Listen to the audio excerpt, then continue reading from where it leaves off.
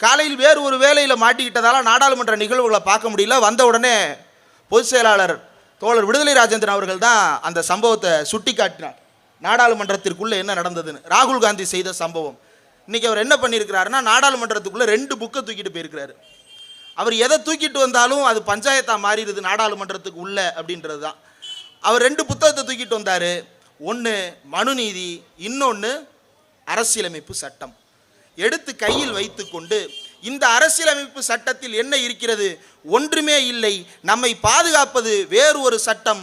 அந்த சட்டம் தான் இவ்வளவு காலம் நம்மை பாதுகாப்பானவர்களாக வாழ வைத்திருக்கிறது. இந்தியாவின் அடிப்படையை அதுதான் நிர்மாணம் செய்தது. அதுதான் மனுநீதி என்று சொன்னவர் சாவர்கர். அந்த சாவர்கரின் வழியில் வந்தவர்கள் இன்று அரசியலமைப்பு சட்டத்தை பாதுகாக்கிறேன் என்று நாடகம் போட்டுக் கொண்டிருக்கிறீர்கள். உங்களால் திராணி இருந்தால் சாவர்கர் பேசியவற்றை எல்லாம் வெளிப்படையாக ஒப்புக்கொண்டு இங்கு உரையாடுவதற்கு தயாரா என்ற கேள்வியை எழுப்பி இந்த 2 புத்தகங்களுக்கும் நடப்பதுதான் இன்றைய போராட்டம் என்பதை நாடாளுமன்ற மக்களவையில் அவர் பேசியிருக்கிறார். இந்த கூட்டம் முதல்ல வேறு ஒரு நாளில் திட்டமிடப்பட்டது. தள்ளி வைக்கப்பட்ட நாளில் இப்படி ஒரு சம்பவம் நாடாளுமன்றத்திற்குள் நடந்திருப்பது என்பது ரொம்ப முக்கியமான ஒரு நிகழ்வாக பார்க்க வேண்டியிருக்கிறது. இப்போ அதே நாடாளுமன்றத்துக்குள்ள நிர்மலா சீதாராமன் 2020 என்ன சொல்றாரு அப்படின்னா, சிந்து சமவெளி நாகரிகத்தில் இருக்கக்கூடிய குறிப்புகள் நம்ம எல்லாரும் பார்த்துருப்போம். புகைப்படங்களில் சில வடிவங்கள், சில சின்னங்களை தான் பார்த்துருக்குறோம். அது எழுத்தா நமக்கு தெரியாது. அதை ஒரு வரி வடிவமா அப்படின்னா எப்படி உறுதி செய்ய முடியுதுன்னா, சில சின்னங்கள் உதிரியாகவும் சில சின்னங்கள் தொடர்ச்சியாகவும் எழுதப்பட்டிருக்கிறது. அப்போ இது ஏதோ ஒரு எழுத்தையும் ஏதோ ஒரு பொருளையும் குறிப்பதாக ஒரு வரி வடிவமாகத்தான் இருக்கிறது. ஆனால் அது என்னன்றது படிக்க முடியல. இப்போ வரைக்கும் யாரும் படிக்கல.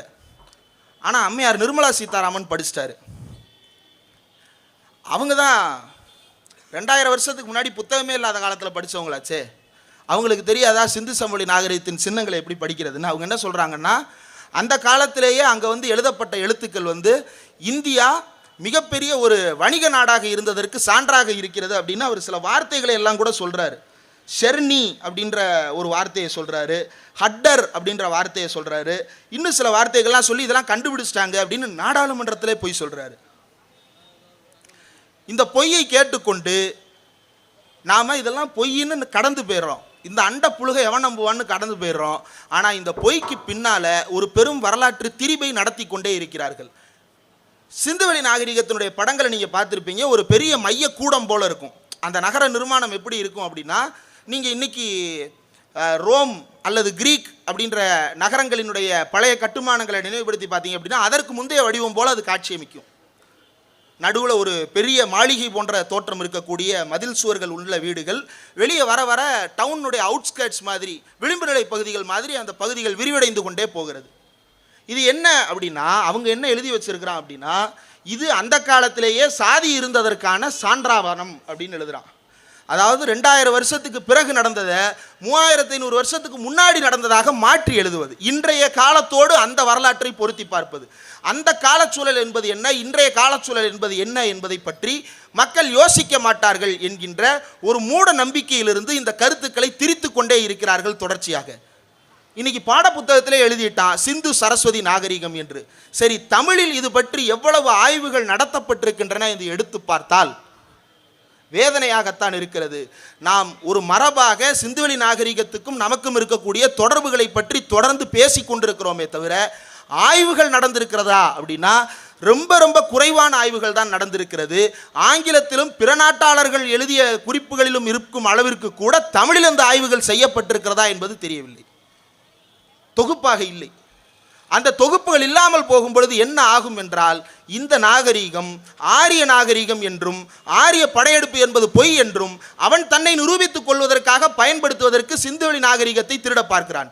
எப்படி அறம் குறித்த எந்த கருத்தும் இல்லாத ஒருத்தன் திருவள்ளுவருக்கு காவி ட்ரெஸ்ஸை போட்டு, பார்த்தீங்களா எங்கள் தலைவர் தான் அறம் சொல்லியிருக்கிறார் என்று திருவள்ளுவருக்கு காவி ட்ரெஸ்ஸை போட்டு தன்னுடைய தலைவனை அவன் ஸ்வீகரித்துக் கொள்ள பார்க்கிறானோ, அதே போல நாகரீகம் இல்லாத நாடோடிகள் நாட்டிற்குள் வந்துவிட்டு நம்முடைய நாகரீகத்தை அவர்களுடைய நாகரீகம் என்று திருட பார்க்கிறார்கள்.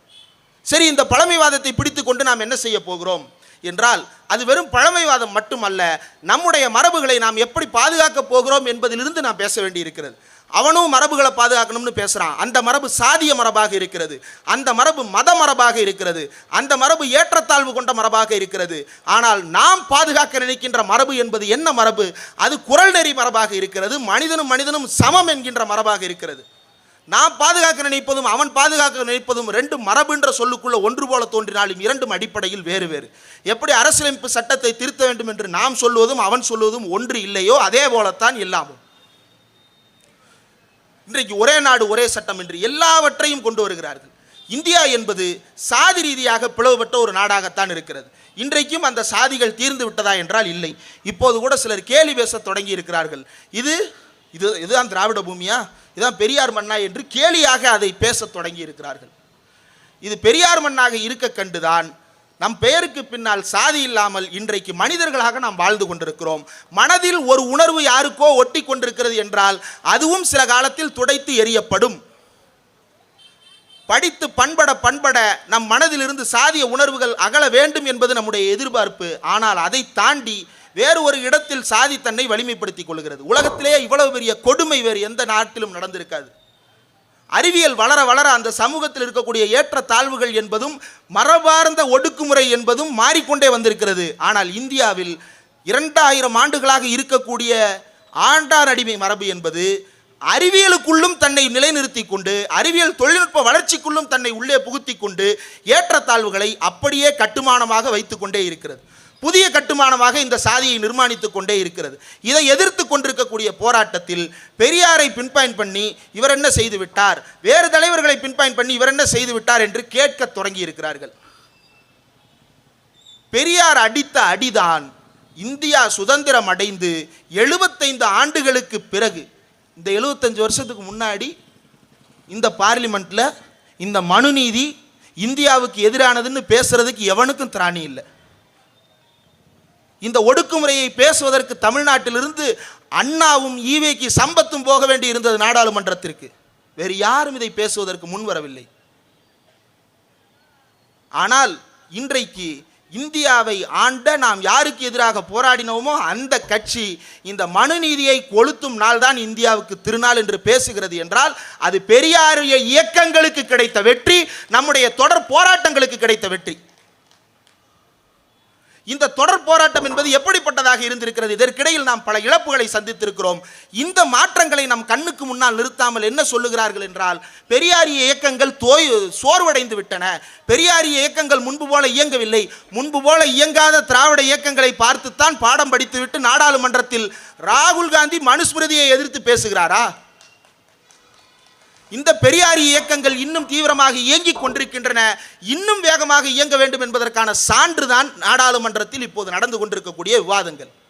இன்றைக்கு அதானியை பற்றி நாடாளுமன்றத்தில் ராகுல் காந்தி பேசுகிறார். இது ஒன்றும் புதிதல்ல.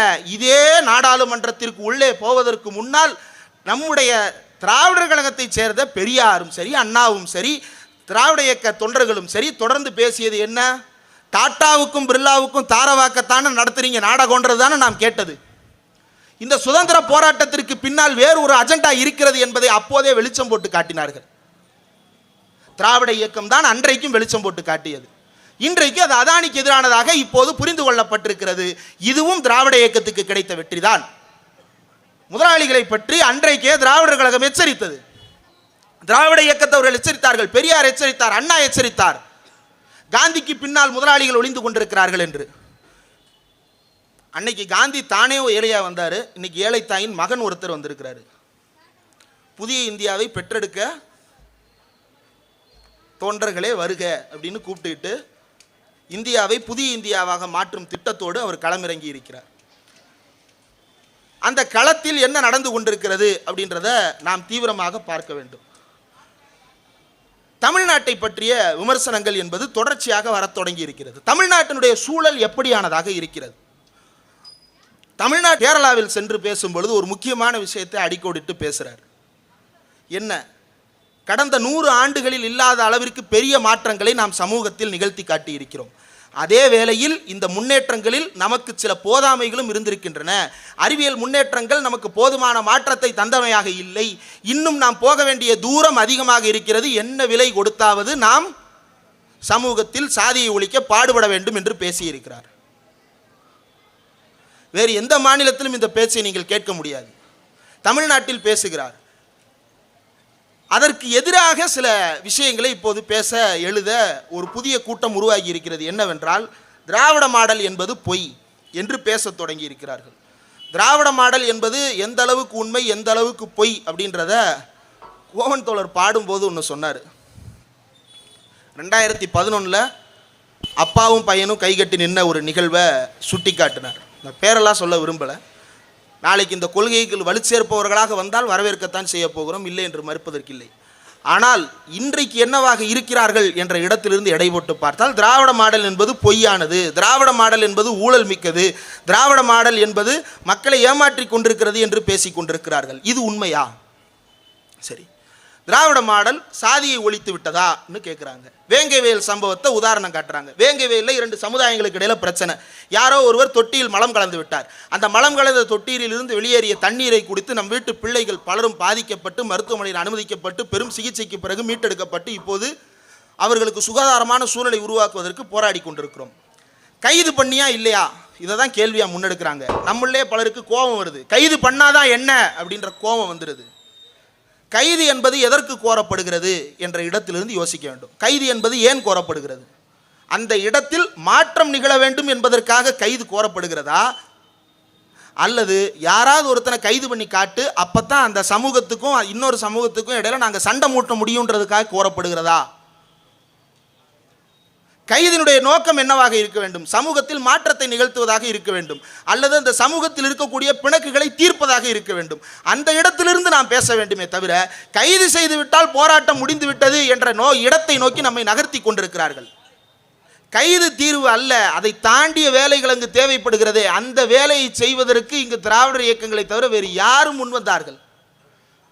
திராவிடர் இயக்கத்தை பின்பற்றுகின்ற கட்சிகளும் இயக்கங்களும் தான் அங்கு அந்த இடத்தினுடைய தாக்கத்தையும் அந்த இடத்தினுடைய பாதிப்பையும் பற்றி ஆழமாக விவாதித்துக் கொண்டிருக்கிறார்களே தவிர மற்ற எந்த கட்சியும் அல்ல. ட்வீட் போடுவதற்கு உனக்கு ஒரு பிரச்சனை வேணுன்றதுக்காக ஒரு பிரச்சனையை பற்றி தொடர்ந்து பேசுகிற அப்படின்னா அது தமிழ்நாட்டின் சூழலுக்கு எந்த அளவுக்கு பயனளிக்கக்கூடியது என்பதை நாம் புரிந்து கொள்ள வேண்டும். பாசிசம் தமிழ்நாட்டிற்குள் இல்லை அப்படின்னு ஒரு ஸ்ட்ராட்டஜிஸ்ட் ஒருத்தர் பேட்டி கொடுக்குறாரு. தமிழ்நாட்டிற்குள் நவீன நவ பாசிஸ்டுகள், நவ பார்ப்பனியவாதிகள் அப்படின்னு சொல்லிட்டு அம்பேத்கர் விமர்சிப்பார். அந்த மாதிரி நவ பாசிஸ்டுகள் உருவாக்கி விட்டார்கள். பாசிசமே இப்போ தான் வந்தது இந்தியாவுக்குள்ள, அதற்குள்ள நவ பாசிஸ்டுகள் உருவாக்கி இருக்கிறார்கள் அப்படின்றத பார்க்க முடிகிறது. எப்படி? குடிப்பெருமை. குடிப்பெருமை பேசி பேருக்கு பின்னால் சாதிய போட்டுக்கன்னு வெளிப்படையாக ஊக்குவிக்கக்கூடிய ஒரு கட்சி இங்கு வளர்ந்து கொண்டிருக்கிறது. 8% ஓட்டு வைத்திருக்கிறேன் என்று கொக்கரித்து கொண்டிருக்கிறார்கள். அந்த 8% அடுத்த வருஷம் இருக்கா இல்லையான்றது வேற. ஆனால் இந்த சக்திகள் வளர்ந்து கொண்டிருக்கிறது. இவர்களை கிள்ளி எறிய வேண்டும் என்பதை பற்றி பேசுவதற்கும் எழுதுவதற்கும் நாம் தயாராக இருக்க வேண்டும். ஏனென்றால் இந்த பிராக்சிகளின் மூலமாகத்தான் தமிழ்நாட்டு அரசியலை தீர்மானிக்கின்ற ஒரு நோக்கத்தில் செயல்பட்டு கொண்டிருக்கிறார்கள்.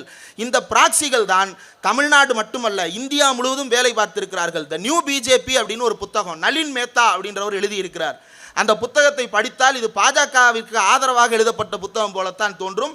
அது அப்படி கூட எழுதப்பட்டிருக்கலாம், அதில் இல்லை பிரச்சனை. அதில் என்ன சொல்லப்பட்டிருக்குன்றது தான் த சவுத் மாடல் அப்படின்னு அதில் ஒன்று ப்ரொப்போஸ் பண்ணுறான். சவுத் மாடல்னா என்னன்னா, தென்னகத்திற்குள் பாஜக காலூன்றுவது எப்படி, அதற்கான நுழைவு வாயிலாக அவன் கருதுவது எதை என்றால் கர்நாடகாவை கருதுகிறான். கர்நாடகாவை கருதுகிறான். ஏன்? கர்நாடகாவில் ரொம்ப எளிமையான சில பிரச்சனைகளை தூண்டிவிட முடிகிறது. இந்து முஸ்லிம் பிரச்சனையை தூண்டிவிடுவதற்கு ஒரு மசூதிக்கு சொந்தமான இடத்தில் தேசிய கொடியேற்ற போகிறேன் அப்படின்ற பேரில் உள்ள நுழைகிறது. இக்ஸா மைதான்னு நினைக்கிறேன் அதனுடைய பேர். அங்கே தேசிய கொடியேற்ற போகிறேன் அப்படின்ற பேரில் உள்ளே போய் அந்த மைதானத்துக்கும் அவங்களுக்கும் தொடர்புள்ள எங்களுக்கு இந்த மைதானம் வேணும், கொடியேற்றுறதுக்கு பெர்மிஷன் வேணும்னு பஞ்சாயத்தை கூட்டி அங்கே ஒரு பிரச்சனை. லிங்காயத்துகள் வேதமே வேண்டாம்னு மறுத்து கொண்டிருந்த லிங்காயத்துகளை வேத மரபினராக இன்றைக்கு மாற்றி வைத்து இந்து மதத்தின் ஒரு அங்கத்தினராக அவர்களை பாவித்து எதற்காக லிங்காயத்துகள் தோற்றுவிக்கப்பட்டதோ அதற்கு எதிரானதாகவே இன்றைக்கு லிங்காயத்துகளை மாற்றி வைத்திருக்கிறார்கள். இங்கு அதே வேலை நடக்கிறது. சாதி சாதியாக போய் சந்தித்து கூட்டமைப்பை உருவாக்கி கொண்டிருக்கிறார்கள். ஒவ்வொரு சாதியாக தமிழ்நாட்டில் என்னால் பட்டியலிட்டு சொல்ல முடியும் 8 சாதிகளை குறிவைத்து இங்கு பெரிய வேட்டையாட காத்திருக்கிறார்கள். ஒவ்வொரு சாதிக்கும் ஒரு ஆளை உருவாக்கி அந்த ஆளின் மூலமாக அந்த சாதியில் இருக்கக்கூடிய உதிரிகளை அவன் ஒருங்கிணைத்துக் கொண்டிருக்கிறான். அதற்கு எதிராக நாம் இங்கே வேலை பார்த்து கொண்டிருக்கிறோம். அதற்கு எதிரான வேலைகளை இன்னும் எப்படி தீவிரப்படுத்துவது என்பதை நாம் பேசிக் கொண்டிருக்கிறோம். இந்த நேரத்தில் குறுக்கே வந்து நீ என்ன செய்து விட்டாய் என்று நம்மை கொம்பு சீவி விடுவதற்காக சிலர் உள்ளே ஊடுருவி இருக்கிறார்கள். இந்த புல்லுருவிகளை அனுமதித்து விடக்கூடாது.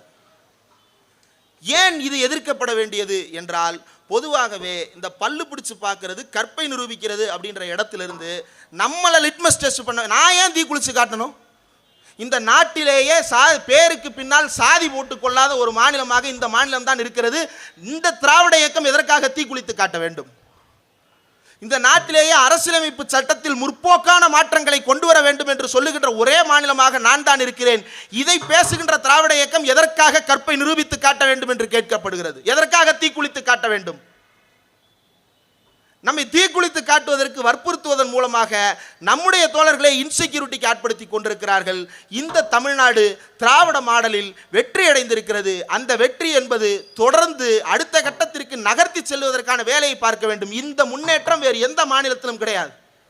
இப்படி ஒரு கூட்டத்தை உத்தரப்பிரதேசத்தில் நடத்த முடியாது. அதில் இத்தனை மதத்தை சேர்ந்தவர்களும் ஒரே இடத்துல உட்கார்ந்து கேட்க முடியாது. அலகாபாத்தில் ஒரு நீதிபதி யூனிஃபார்ம் சிவில் கோடை பற்றி பேசுகிறாரு.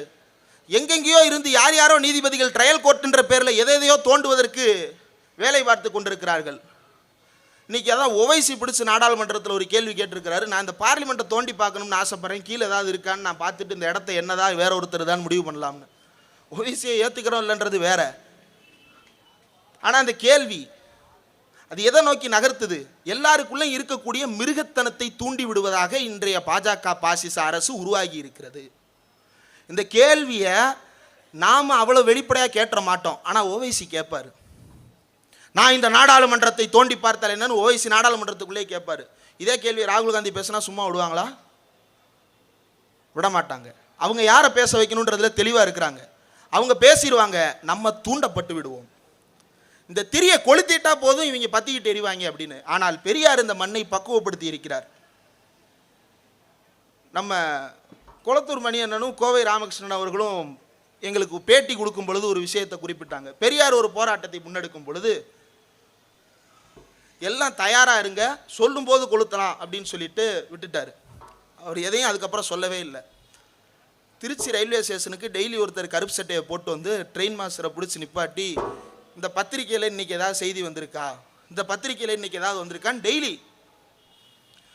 குடியரசு வீட்டு போய் கேட்டிருக்கிறாரு. என்னங்க டெய்லி கேட்குறீங்க? இல்லை அவர் கொளுத்தி பந்தத்தோட ரெடியாருன்னு சொன்னார், சொல்கிறப்ப அப்படின்னோடனே போயிருந்தாரு. ஊன்னு சொல்லிட்டாரா பார்த்து சொல்லு. ஆனால் சொல்லலை. உங்களுக்குள் இருக்கக்கூடிய மிருக உணர்ச்சியை தூண்டுவதற்கு அவர் எப்போதும் விருப்பப்பட்டவர் அல்ல. நமக்குள் இருக்கக்கூடிய மனித உணர்வுகளை தூண்ட வேண்டும் என்றுதான் பெரியார் விருப்பப்பட்டாரே தவிர நமக்குள் இருக்கக்கூடிய மிருக உணர்வுகளை தூண்டுவதற்கு பெரியார் விருப்பப்படவில்லை. ஆனால் பெரியாரியவாதிகள் என்கின்ற பெயரில் நமக்குள் இருக்கக்கூடிய மிருக உணர்வுகளை தூண்டுவதற்கு ஒரு சில புல்லுருவிகள் சில ஆண்டுகளுக்கு முன்னால் வந்தன. அது இன்றைக்கு பெரியாருக்கே எதிராக போய் நிற்கிறது. அந்த விஷக்காலான் அது செய்த வேலை என்ன அப்படின்னா, பெரியாரியவாதிகளுக்கு இருக்கக்கூடிய மிருக உணர்வுகளை தூண்டிவிட்டு அதிலிருந்து ஏதாவது ஆதாயத்தை பாஜகவிற்கு பாசிசத்திற்கு கொடுத்து விட முடியுமா என்பதுதான்.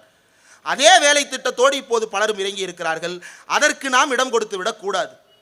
நம்முடைய வேலை இந்த சமூகம் மானுட சமூகமாக இருக்க வேண்டும், நாம் எல்லாம் சமமானவர்களாக இருக்க வேண்டும் என்கின்ற போராட்டம் தான். அந்த போராட்டத்திற்கு எது தடையாக இருந்தாலும் அதை எதிர்ப்போம். அரசியலமைப்பு சட்டமே தடையாக இருந்தாலும் அதற்கு எதிரான போராட்டத்தை முன்னெடுத்து அதை திருத்துவதற்கு நாங்கள் வற்புறுத்துவோம். இது நாங்கள் புதிதாக சொல்லுவதல்ல, அம்பேத்கரே சொன்னார். அரசியலமைப்பு சட்டத்தை கொளுத்துவேன்னு பிபிசி டாக்குமெண்ட்ல மட்டும் இல்லை, அவர் வேறு ஒரு இடத்திலும் சொன்னார். அம்பேத்கர் எங்கே சொன்னார்னா, கான்ஸ்டியூண்ட் அசம்பிளி டிபேட்லேயே சொன்னார்.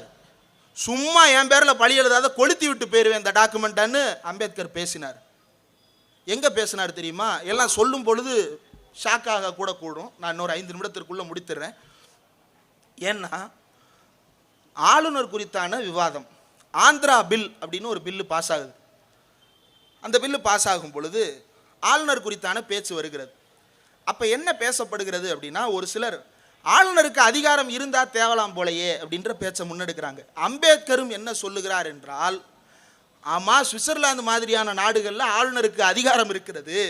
அந்த அதிகாரம் எதற்காக இருக்கிறது என்றால், சிறுபான்மையினருக்கு பாதிப்பு ஏற்படும் பொழுது முடிவெடுக்கின்ற அதிகாரத்தை ஆளுநருக்கு வழங்கி இருக்கிறார்கள். ஏன்? அங்கே 2 மதம் இருக்குது, 2 மொழி இருக்குது, ஒன்னோட ஒன்று சிறுபான்மையாக இருக்குது. அந்த சிறுபான்மையை பாதுகாக்க முடிவு அரசு எடுக்கிறதுல சிக்கல் ஏற்படும், அதனால் ஆளுநருக்கு கொடுத்துருக்குறாங்க அப்படின்றத அம்பேத்கர் மேற்கோள் காட்டுறாரு. உடனே சுற்றி இருக்கிறவங்க என்ன செய்கிறாங்க அப்படின்னா, என்னங்க நீங்கள் தானேங்க ஆளுநருக்கு வந்து ஓட்டு போடலாமா வேணாமான்னு கேட்டபோது வேறு மாதிரி பேசுனீங்க, இப்போ வந்து அதிகாரம் வேணுங்க, சும்மா அந்த பழி எழுதுகிற வேலையெல்லாம் வச்சுக்கிறாரு, கொளுத்தி விட்டு போயிடுன்னு அம்பேத்கர் வெளியே போயிடுறாரு. அம்பேத்கருடைய நோக்கம் என்ன? சிறுபான்மையினரை பாதுகாக்க வேண்டும் என்பதுதான். அதற்கு அவர் என்ன முடிவை எடுத்தால் சரியாக இருக்கும் என்பதை பல நேரங்களில் விவாதித்து பார்க்கிறார். ராஜாஜியிடம் போய் தினசரி வாரம் ராஜாஜியை போய் இன்டர்வியூ எடுக்கிறார், கருத்து கேட்கிறார். அந்த தரப்பின் கருத்து என்னவாக இருக்கிறது அப்படின்னு. அப்படி அம்பேத்கருடைய நோக்கம் என்ன அப்படின்னா சிறுபான்மையினரை பாதுகாப்பது. சிறுபான்மையினர் அப்படின்னா மத ரீதியாக, மொழி ரீதியாக, இன ரீதியாக, எந்த ரீதியாகவும் சிறுபான்மையினராக இந்தியாவில் இருக்கக்கூடிய சமூகத்தை பாதுகாக்க வேண்டும் என்பதுதான் அம்பேத்கருடைய நோக்கம். அதற்கு அவர் என்ன முடிவை எடுக்க வேண்டும் என்று தான் யோசித்தாரே தவிர இவர்கள் சொல்லுவது போல வேறு நோக்கங்களுக்கு அல்ல. இன்றைக்கு அதே அம்பேத்கரின் பெயரை காட்டி அம்பேத்கர் உருவாக்கின சட்டத்தை திருத்த சொல்றியா அப்படின்னு பாஜக காரன் கேட்குறான். பயமா இருக்கு. ஏன்னா இந்துத்துவ அம்பேத்கர்லாம் புக் எழுதிட்டாங்க தமிழ்நாட்டில். எல்லோருக்குமான தலைவர் அம்பேத்கர். அதை நீ சொல்லும் போது தான் பயமா இருக்கு. நாங்கள் அதை ரொம்ப நாளாக சொல்லிட்டு இருக்கிறோம். நீ புதுசாக சொல்லும் போது தான் அது வந்து கிதக்குன்னு இருக்கு. என்ன நோக்கத்தில் வர்ற அப்படின்ற கேள்வி உள்ளாகுது. ஏன்னா காலம் முழுவதும் அம்பேத்கர் கண்டித்த பார்ப்பனியத்தை பற்றி ஒரு வார்த்தை கூட பேசாமல் அம்பேத்கருடைய புத்தக வெளியீட்டு விழா நடக்குதுங்க.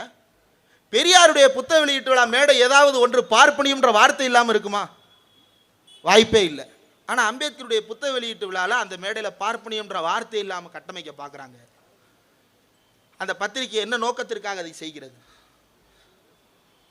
விஜய் விடுங்க, அதில் பேசின மற்றவர்களை விடுங்க, அந்த மேடைக்குன்னு ஒரு வரலாறு இருக்கு. அந்த மேடைக்குன்னு ஒரு வரலாறு இருக்கு. அந்த வரலாறு நம்ம எல்லாருக்கும் நல்லா தெரிஞ்சது. அது என்ன செய்ய காத்திருக்கிறது என்பதை நாம் உன்னிப்பாக கவனித்து வினையாற்ற வேண்டும். நம்மை கொம்பு சீவி விடுவதற்காகத்தான் பலரும் இப்போது உருவாகி இருக்கிறார்கள். என்னன்னா நம்மளுக்குள்ள ஒரு மாரல் டெல்யூஷனை உருவாக்குறது. இங்கே எதுவும் நல்லா இல்லை அப்படின்ற ஒரு தோற்றத்தை நமக்குள் உருவாக்க வேண்டும் என்று விரும்புகிறார்கள். இதற்குள் எதுவும் நல்லா இல்லை அப்படின்னு நீங்கள் பேச ஆரம்பிச்சிட்டிங்க அப்படின்னா நீங்கள் ஆட்டோமேட்டிக்காக நாம் எவ்வளவு தூரம் கடந்து வந்திருக்கிறோம்ன்றதை மறந்துட்டு இன்னைக்கு என்னன்றதை மட்டுமே பேச ஆரம்பிச்சிருவீங்க. இன்னைக்கு என்னன்றதை மட்டுமே பேச ஆரம்பிச்சிட்டா அது போதும் அவனுக்கு.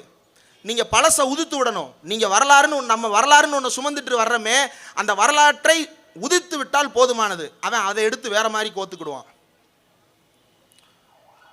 கருப்பு, மஞ்சள், சிவப்புன்னு அடுத்தடுத்து வெவ்வேறு மலர்களை வச்சு கோத்தாதான் அது கதம்பம். மூணை வேற வேற மாதிரி கோர்த்துட்டா அது 3 தனி மாலை ஆயிரும். இந்த வரலாற்று மாலையை நீங்கள் உதிர்த்து விட வேண்டும் என்று அவர்கள் விரும்புகிறார்கள். எந்த வரலாற்று மாலையை? நாம் கருப்பு, சிவப்பு, நீலம் என்று தமிழ்நாட்டின் வரலாற்றில் சுமந்து வந்திருக்கக்கூடிய இந்த வரலாற்று மாலையை உதிர்த்து விட பார்க்கிறார்கள். அப்படி நாம் உதிர்த்து விட்டு விட்டால் அதை கருப்பு தனியாகவும், சிவப்பு தனியாகவும், நீலம் தனியாகவும் அவன் கோர்த்து விட்டு வேறு ஆட்டத்தை தொடங்கி விடுவான். அந்த ஆட்டத்திற்கு நாம் பலியாகிவிடக் கூடாது. சிந்துவெளி நாகரிகம் பல்வேறு காரணங்களுக்காக வீழ்ந்திருக்கலாம். ஆனால் வாழ்ந்த நாகரிகம் திராவிட நாகரிகம். வீழ்ந்த நாகரிகம் எப்படி வீழ்ந்தது என்பது அல்ல கதை. வாழ்ந்த நாகரிகம் யாராக வாழ்ந்தது என்பதுதான் நாம் எதிர்பார்ப்பது. அது திராவிட நாகரிகமாகத்தான் இருந்தது. அதனுடைய திராவிட எச்சங்களை இன்றைக்கு ஒடிசாவில் இருக்கக்கூடிய பழங்குடியினத்தில் பார்க்க முடிகிறது, பாகிஸ்தானில் இருக்கக்கூடிய பிற்படுத்தப்பட்ட மக்களிடத்தில் பார்க்க முடிகிறது, தமிழ்நாட்டில் இருக்கக்கூடிய மக்களிடத்தில் அதை பார்க்க முடிகிறது. இந்த டிராவல் இருக்குல்ல, இந்த டிராவலை நம்மிடம் இருந்து மறக்கடிக்க பார்க்கிறார்கள். இந்த வரலாற்று மரபை நாம் விட்டுவிடக்கூடாது. அந்த எச்சங்களை நாம் பற்றி கொண்டே இருப்பதன் மூலமாக பழங்காலத்தில் நாம் முடங்கி விடுவோமா என்றால் அதுவல்ல நம்முடைய நோக்கம். நம்முடைய நோக்கம் என்ன? நம்முடைய நோக்கம் நம்முடைய வரலாறை நாம் பாதுகாப்பதற்கு தவறிவிடக்கூடாது. ரெண்டாவது, இன்றைய நிகழ்காலத்தில் நம்மை யாரும் தவறாக கைகாட்டிவிடக் கூடாது. நம்முடைய வேலை என்பது சாதி ஒழிப்பு, சமத்துவத்திற்கான போராட்டம். அந்த சமத்துவத்திற்கான போராட்டத்தை தந்தை பெரியாரின் வழியில், அண்ணல் அம்பேத்கருடைய வழியில் நாம் தொடர்ந்து நடத்தியாக வேண்டிய தேவை இருக்கிறது. அது இந்தியாவே இப்போது உற்று கவனித்துக் கொண்டிருக்கிறது. எல்லா மாநிலங்களும் தமிழ்நாட்டை நோக்கி பார்வையை திருப்பி இருக்கிறார்கள். ஏன்? நாடாளுமன்றத்தில் பேசப்படுகின்ற வார்த்தைகள் எல்லாம் இதுவரைக்கும் சென்னையை தாண்டி கேட்டதில்லை. இன்னைக்கு டெல்லியில் கேட்குது அப்படின்னா இது தமிழ்நாடு ஏற்படுத்திட்டு இருக்கக்கூடிய ஒரு ப்ரக்ரெசிவான சேஞ்ச், ஒரு முற்போக்கான மாற்றம். இந்த முற்போக்கான மாற்றத்திற்கு இவ்வளவு காலம் நாம் உழைத்து முன்னேறி வந்திருக்கிறோம். இதை ஒன்றும் இல்லைன்னு ஒருத்தன் சொல்கிறான்னா அவனை நாம் சந்தேகப்படணும். அது ரொம்ப ஆபத்தான போக்கு. தமிழ்நாட்டில் இப்போது இருக்கக்கூடிய சீமான் போன்றவர்கள் இன்னும் தொடர்ச்சியாக திராவிட இயக்கங்களின் மீது விமர்சனத்தை வைத்து கொண்டிருந்தவர்கள் இப்போ சீமான் கடைசியில் என்ன வந்துட்டாரு, சங்கி. ஏன்பா சங்கி அப்படின்னா துளசிதாசரே எழுதியிருக்கிறாரு. ஓ அவரே சொல்லிட்டாரா, ஒன் டைம் சொன்னாரா? ஆமாம் ஆமாம் சொல்லிட்டாரு. தேடி இருக்கிறாங்க. போன 3 வருஷம் முன்னாடி எலெக்ஷன் நடந்தபோது காலில் இருக்கிறத கழட்டி யாருடா பி டீம்னு கேட்டேன். சரி ஏதோ கோபம் இருக்குது போல, பைபிளுக்கு ஏதோ ரோசம் இருக்குது போல அப்படின்னு நினச்சா ரோசமும் கிடையாது, ஒன்றும் கிடையாது. துளசிதாசர் ராமாயணம் அன்றைக்கி பிடிஎஃப் கிடைக்கல, இன்னைக்கு கிடச்சிருச்சு. நான் சங்கிக்கு விளக்கம் தேடிட்டு வந்துட்டேன், நான் சங்கின்னு பெருமையாக ஒத்துக்கிறேன் அப்படின்னு சொல்லிட்டு பெருமையாக சங்கி என்று பேசி கொண்டிருக்கிறார்கள். ஆனால் என்னை போன்ற ஊடகவியலாளர்களை பார்த்து, சமூகத்தில் இயங்கி கொண்டிருக்கக்கூடிய எழுத்தாளர்களை பார்த்து ஒரு விஷயத்தை தொடர்ந்து முன்வைக்கிறாங்க. இன்னும் திராவிடர் கழக மேடையில் பேசுகிறீங்க, திவிக மேடையில் பேசுகிறீங்க, கருப்பு சட்டக்காரங்களோடலாம் மேடையில் பேசுகிறீங்க அப்படின்னு. இந்தியாவின் வரலாற்றில் ஊடகம் என்பது பக்கச்சார்போடு தான் உருவானது. சுதந்திர போராட்ட காலத்தில் ஆங்கிலேய ஊடகங்கள் இந்திய ஊடகங்களை பார்த்து, என்ன நீ இந்திய விடுதலை போராட்டத்தெல்லாம் ரிப்போர்ட் பண்ணுற, ரொம்ப வில்லங்கமான ஆளாக இருப்ப போலையே அப்படின்னு சொல்கிறது எந்த அளவுக்கு, அதே அளவுக்கு தான் இன்றைக்கு என்ன நீ ஊடகவியலாளர்னு சொல்கிற, திராவிடத்தை ஆதரித்து பேசுகிற, நீல கலர் ஆதரித்து பேசுகிற, கருப்பு கலர் ஆதரித்து பேசுகிற, சிவப்பு கலர் ஆதரித்து பேசுகிற அப்படின்னா எல்லோருக்கும் ஒரு பக்கச்சாய்வு இருக்கிறது. உன்னுடைய பக்கச்சாய்வு வலது பக்கத்தில் இருந்து கொண்டு பார்த்தால் எல்லாமே சிவப்பாகவும் கருப்பாகவும் தான் தெரியும். அது கருப்பு சிவப்பாக உனக்கு தெரிஞ்சுன்னா அதுக்கு நான் பொறுப்பு இல்லை. ஏன் அப்படின்னா இன்றைக்கு இந்த முத்திரை குத்துகின்ற வேலை அப்படின்றது தொடர்ந்து நடைபெறுகிறது. முத்திரைகளுக்கெல்லாம் கவலைப்பட்டு நாம் இந்த வேலையை செய்ய வேண்டியதில்லை. ஏன்னா திராவிட இயக்கங்களையே அவன் கொம்பு செய்ய வந்திருக்கிறான். என்னென்னு இன்னைக்கு பெரியார் இருந்திருந்தால் என்ன செய்திருப்பார் தெரியுமா, உன்னை முதல்ல வாயை மூடிட்டு போடான்னு சொல்லியிருப்பார், வேற ஒன்றும் சொல்லியிருக்க மாட்டார். பெரியார் தான் வாழ்ந்த காலத்தில் ஒரு மாடலை ப்ரொபோஸ் பண்ணியிருக்கிறாரு. அதை இன்றைக்கு நாம் எப்படி பார்க்கிறோம் அப்படின்றத பொருத்தி பார்க்கணும். பெரியார் காமராஜரை ஆதரித்தார். ஏன் ஆதரித்தார்? பெரியார் காமராஜரை ஏன் ஆதரித்தார்? அந்த அரசாங்கத்தின் மூலமாக நம்மால் சில விஷயங்களை சரியாக செய்து கொள்ள முடியும் என்கின்ற காரணத்தால் பெரியார் காமராஜரை ஆதரித்தார். இன்றைய பார்வையிலிருந்து பார்க்கும் பொழுது அல்லது வேறு ஒரு காலகட்டத்தின் பார்வையிலிருந்து பார்க்கும் பொழுது அது வேறு ஒன்றாக தெரியலாம். அந்த காலகட்டத்தில் அந்த முடிவு எப்படி எதற்காக எடுக்கப்பட்டது என்பதுதான் நமக்கு தேவை. இந்த காலகட்டத்தில் பெரியாரிய பார்வையிலிருந்து நாம் எடுக்க வேண்டிய முடிவு என்ன என்பதை திராவிட இயக்கங்கள் எடுத்திருக்கின்றன. அந்த முடிவின்படி திராவிட இயக்கங்கள் செயல்படுகின்றன. அவர்களை கொம்பு சீவி விடுகின்ற வேளையில் இப்போது ஒரு சிலர் புதிதாக வந்து சேர்ந்து கொண்டே இருக்கிறார்கள். இந்த கொம்பு சீவி விட்டால் போதும், திராவிட இயக்கங்களே தமிழ்நாட்டில் இருக்கக்கூடிய இந்த திராவிட மாடலுக்கு எதிரானவர்களாக திரும்பி விடுவார்கள் என்கின்ற நப்பாசையில் ஒரு சிலர் உலாவிக் கொண்டிருக்கிறார்கள். அது பலிக்காது ராஜா, அது பலிக்காது.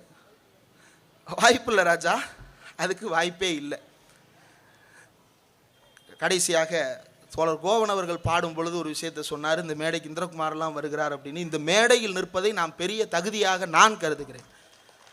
ஏனென்றால் சமூகத்தில் ஒரு சிக்கல் வருகிறது, ஒரு பிரச்சனை வருகிறது அப்படின்னா நாம் முதலில் சிலரை தேடுவோம். இவர்களுடைய பார்வை என்னவாக இருக்கிறது அப்படின்றத பார்த்துட்டு அதை ஒரு எக்ஸாமினேஷன் ரிப்போர்ட்டாக அல்லது ஒரு ப்ரிலிமினரி ரிப்போர்ட்டாக எடுத்துகிட்டு தான் நம்ம வேலையவே ஆரம்பிப்போம். அப்படி நான் பார்த்து வியந்து எப்போதும் ஒரு சிக்கலுக்கு இவருடைய பார்வை என்னவாக இருக்கிறது என்பதிலிருந்து என்னுடைய பார்வையை எடுத்துக்கொள்கிறேன் என்றால் அது திவிகவினுடைய பொதுச் செயலாளர் தோழர் விடுதலை ராஜேந்திரன் அவர்களும் இருக்கிறார். அவருடைய பார்வை என்ன அப்படின்றது ரொம்ப முக்கியம். முதல்ல நான் சன் நியூஸ் மேடையில் ஒரு டிபேட்டில் பேசும் பொழுது ஒரு தகவல் விழுந்து விட்டது. ஒரு நம்பரை வேறு ஒரு இதில் மிஸ்மேட்ச் பண்ணி சொல்லிட்டேன். தோழர் விடுதலை ராஜேந்திரன் அவர்கள் உடனடியாக அதை பார்த்த உடனே தொடர்பு கொண்டு, அந்த இடம் ஒன்று சொன்னீங்களே அதுக்கு எந்த இதிலிருந்து சொன்னீங்க அப்படின்னு அவர் சொன்னதுக்கப்புறம் தான் எடுத்து பார்க்குறேன். அவர் சொன்னபடி தான் எழுதி வச்சுருந்துருக்கிறேன். ஆனால் பேசும் பொழுது அது தவறாக பேசப்பட்டிருக்கிறது. அந்த ஒரு சின்ன பிழை நிகழ்ந்து விட்டது. அதை அவர் கரெக்டாக சுட்டி காட்டி பேசினார். அப்போது யாரோ ஒரு இளைஞன் எங்கோ ஒரு இடத்தில் நம்முடைய கருத்துக்களை பேசி கொண்டிருக்கிறான் என்றாலும் அவனை நாம் அரவணைத்து ஆதரிக்க வேண்டும் என்கின்ற நோக்கத்தோடு என்னை போன்ற இளைஞர்களையும் எப்போதும் வழிநடத்தி கொண்டிருக்கின்ற திவிகவினுடைய பொதுச் செயலாளர் தோழர் விடுதலை ராஜேந்திரன் அவர்களுக்கும் இந்த வாய்ப்பை தந்த தோழர் எட்வின் பிரபாகரன், அருண் கோமதி, விடுதலை ராஜேந்திரன் தோழர் உள்ளிட்ட அனைவருக்கும் என்னுடைய நன்றியை தெரிவித்துக் கொள்கிறேன். இந்த தமிழ்நாடாகவே இருக்க வேண்டும் என்றால் இந்த தமிழ்நாடு திராவிட மாடல் தமிழ்நாடாக இருக்கும் வரைதான் நாம் கருப்பு சிவப்பு தமிழ்நாடாக இந்த நாட்டில் மானத்தோடும் ரோஷத்தோடும் வாழ முடியும். சூத்திர இழிவை நீக்க முடியவில்லை என்று பெரியார் வருத்தத்தோடு போய் சேர்ந்தார். அந்த வருத்தத்தை நீக்குவதற்கு நாம் இந்த கருப்பையும் சிவப்பையும் சுமந்துதான் தொடர்ந்து போராட வேண்டும். இந்த திராவிடத்தை சுமந்துதான் தொடர்ந்து போராட வேண்டும். ஏனென்றால் இந்த திராவிடம் தான் நம் பின்னால் இருந்த சாதியை துறக்க வைத்தது. நம் மனங்களில் இருந்த சாதியை பொதுவெளிகளில் பேசக்கூடாது என்று தடுத்து நிறுத்தியது. பொது நாகரிகம் கருதியாவது சாதியை பற்றி வெளிப்படையாக பேசாத ஒரு சமூகமாக நாம் மாறி இருக்கிறோம் என்றால் அது பெரியாரிட்ட விதை. அந்த பெரியாரிட்ட விதை ஆழம் விருதாக வளர்த்து இன்னும் இந்த திராவிட பெருமரத்தை வளர்ப்போம். நன்றி.